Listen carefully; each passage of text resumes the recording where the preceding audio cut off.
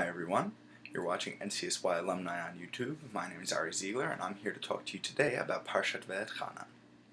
There's a really interesting or fascinating portion in this week's Torah where first Moshe warns the Jews about keeping the decrees and keeping the laws that he just taught them.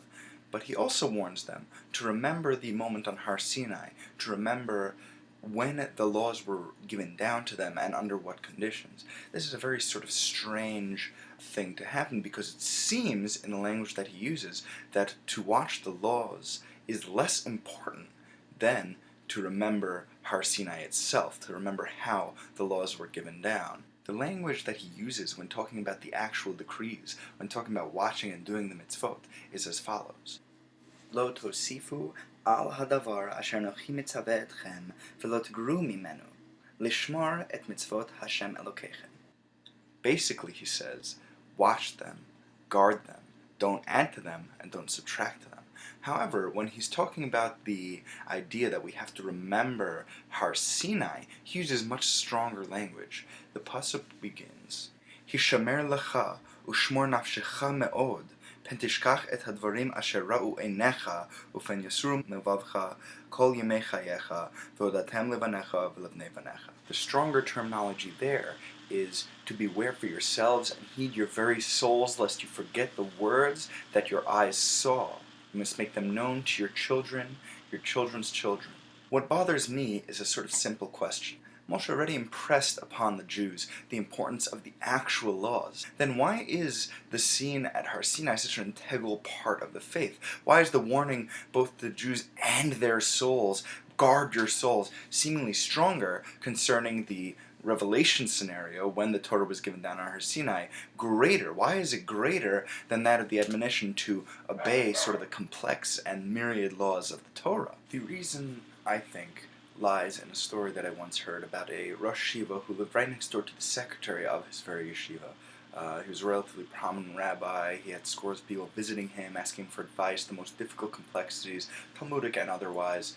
And, the secretary sort of just did his job in the office, attended to the needs of the Rosh Yeshiva and all that.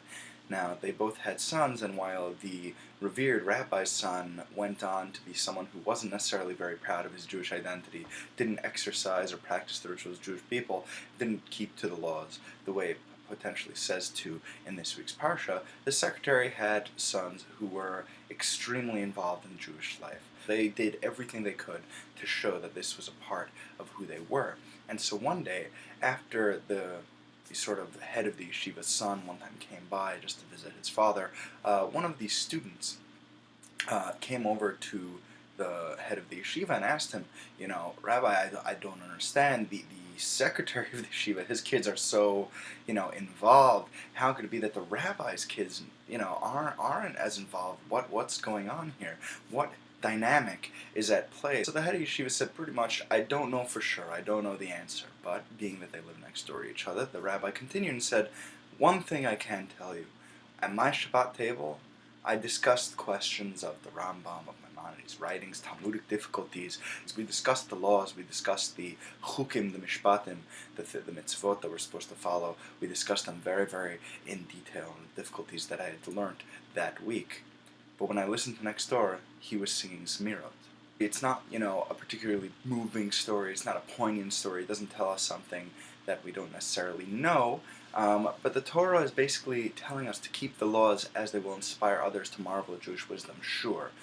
But Moshe adds that sort of finality of the argument. Don't forget that you were at Har Sinai and got the Torah. You saw the fire, heard God's voice, things like that.